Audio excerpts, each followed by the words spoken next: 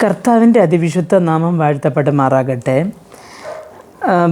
പ്രസംഗിയുടെ പുസ്തകം 15-ാമത്തെ അധ്യായം 16-ാമത്തെ വാക്യത്തിൽ നാം ഇത് കാണുന്നു. ബഹു നിക്ഷേപവും അതിനോടുകൂടെ കഷ്ടതയും ഉള്ളതിനേക്കാൾ യഹോവ ഭക്തിയോടുകൂടെ അല്പധനം ഉള്ളത് നന്ന് എന്ന് കാണും.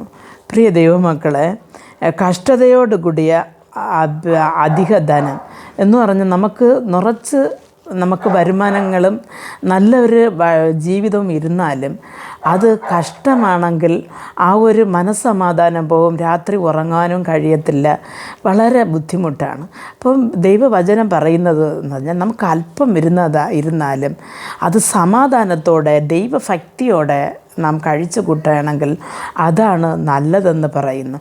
അതേപോലെ അധിക ധനമുണ്ടാക്കുവാൻ ചിലർ ഈ പറഞ്ഞതുപോലെ മോശമായ വഴികൾ എന്ന് പറഞ്ഞാൽ ദൈവത്തിനും ഗവൺമെൻറ്റിനും വിരുദ്ധമായ വഴിയിൽ കൈക്കൂലി, മോഷണം,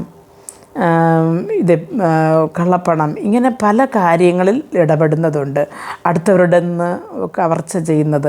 അപ്പോൾ ഇങ്ങനെയൊക്കെ അധികമുണ്ടാക്കി മനസ്സമാധാനത്തെ കളയുന്നതിനേക്കാളും ദൈവഭക്തിയോട് കർത്താവ് തരുന്നത് മതിയെന്നിരിക്കുന്നത് എത്രയും ശ്രേഷ്ഠമെന്ന് ദൈവവചനം പറയുന്നത് കൊണ്ട് കർത്താവ് നമുക്ക് തന്നിരിക്കുന്ന അല്പ വരുമാനത്തിലും സന്തോഷം കണ്ടെത്തുവാൻ കർത്താവ് നമ്മെ ഓരോരുത്തരെയും അനുഗ്രഹിക്കട്ടെ എന്ന് പ്രാർത്ഥിക്കാം.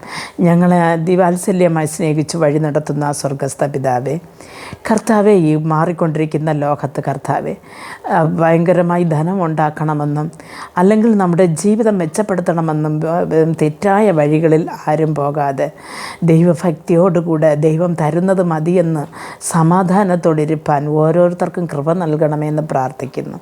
കർത്താവ്, നിൻ്റെ രാജ്യത്തിൽ വരുന്നതുവരെയും ഓരോരുത്തരെയും നിൻ്റെ കരം പിടിച്ച് വഴി നടത്തണമേ.